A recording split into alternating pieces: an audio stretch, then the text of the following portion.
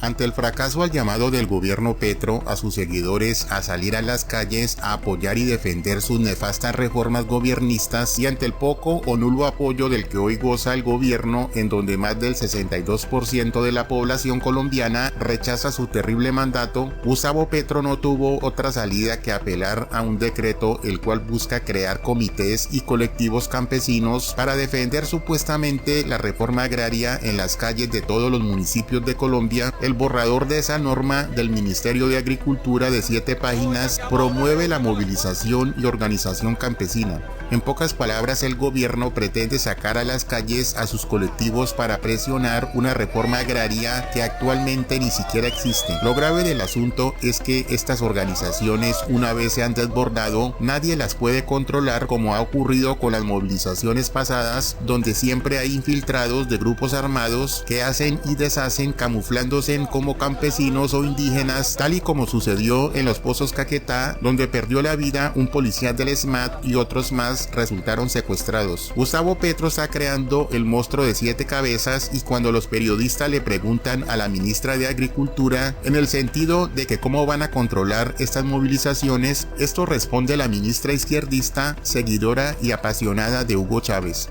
La pregunta que le hice en específico es ¿qué va a pasar cuando bloqueen las vías? Pero le quiero adicionar a ver si en esta oportunidad sí me responde, señora ministra.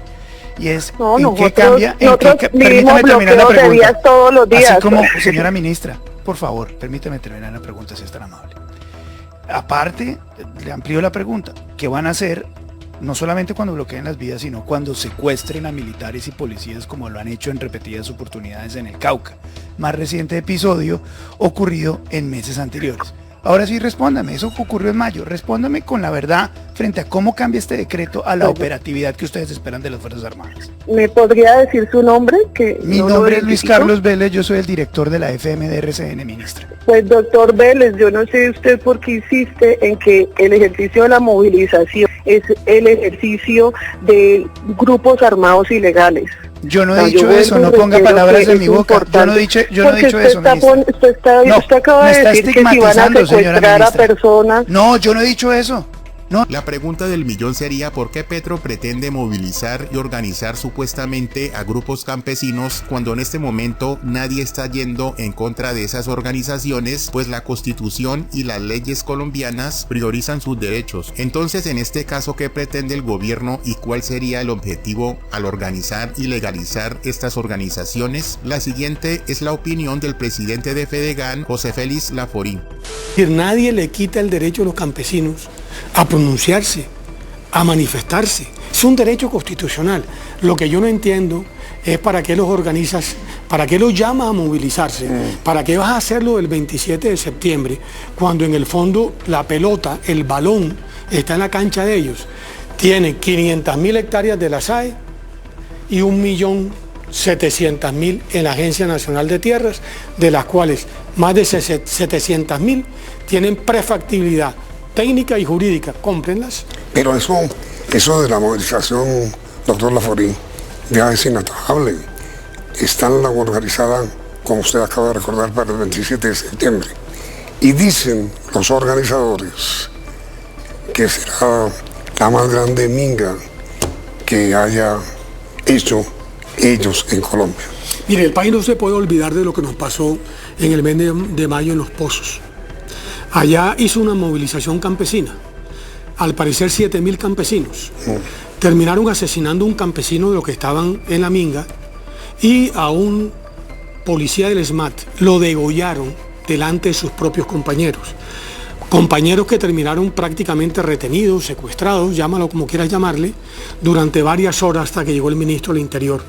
Vamos a repetir ese tipo de ejercicios. Está claro que el gobierno quiere ir más allá con estas organizaciones, pues ante el fracaso del llamado a las calles a sus seguidores, Petro no tuvo otro camino que presionar todas las reformas que presenten con estos colectivos. Esa sería una de las formas para salvarlas, como lo comentaron en el programa La Hora de la Verdad. Entonces empieza explicando que el decreto lo que busca es la movilización campesina en apoyo a la reforma agraria, que repito, doctor Fernando, usted sabe que estamos muy pendientes en La Hora de la Verdad de todos los trámites legislativos, ahora como nunca. No existe en el Congreso de la República una sola idea de reforma agraria que esté haciendo curso. pero además deja en evidencia que efectivamente sí se trata de movilizar a los campesinos en favor de las reformas del gobierno Petro. Yo recuerdo aquí que el doctor Gustavo Petro había ordenado que se movilizaran alrededor de la reforma a la salud. Nadie se movilizó. Que se removilizaran alrededor de la reforma laboral. Nadie se movilizó. De hecho, para la reforma laboral y la reforma a la salud han salido un par de ocasiones algunos sindicatos como CGT o FECODE, pero se trata de unas pocas personas las que han salido a marchar en respaldo a las reformas de Gustavo Petro. Entonces, como eso no funcionó, ¿cierto? No al llamado cívico, y él pretendía llenar plazas con eso, pues entonces a través de decreto se estipula el pago de las movilizaciones. Ese es un decreto abiertamente inconstitucional e ilegal. Dígame dónde está en la ley lo de las movilizaciones. Un decreto queda dependiendo de la ley, no la puede extralimitar. Un decreto nunca puede extralimitar la ley. Y entonces le preguntan a la ministra en una rueda de prensa, bueno, ministra, explíquenos cómo se va a garantizar que el dinero que ustedes van a pagar para las movilizaciones no termine en manos criminales. Y aquí hay un antecedente importante. ¿Recuerda usted la guardia campesina en Los Pozos, Caquetá, doctor Fernando, donde mataron a un policía? Claro. ¿Recuerda usted? Claro, cuando se atacaron Emerald Energy. Claro, pues muy bien. sí. Esa guardia campesina y cimarrona y que indígena y no sé qué cosas del departamento del Meta, que tenía gente del Putumayo, Meta, Guaviare, Caquetá, esa gente, pues alguien de ahí, de ese grupo, mató degollado a un policía y fue noticia. Y ellos eran los campesinos, y inclusive en el entonces ministro, ahora embajador en Francia del Interior, el señor Prada, dijo que se trataba de un cerco humanitario, y a través del cerco humanitario mataron a un policía y mataron también a un campesino que estaba en medio de esas movilizaciones, entre comillas. Digamos entonces que cada comité en cada municipio estará integrado mínimo por 5 personas. Ese colectivo va a definir cómo van a actuar, incluso pidiendo recursos públicos para su funcionamiento. No hay dudas que este decreto lo que hace es convocar a estas organizaciones a salir a manifestarse y a las vías de hecho, pero esta vez están bien organizados con el apoyo del gobierno y saldrían en su respaldo en caso de que el Congreso no apruebe las reformas. Como quien dice, difíciles días le esperan a este país, de por sí ya golpeado por la inoperancia y la ineficacia del gobierno. Nosotros obviamente queremos promover la movilización de la ciudadanía y la base popular para defender las propuestas políticas del gobierno, es que son sus derechos, pero ellos se mueven solos.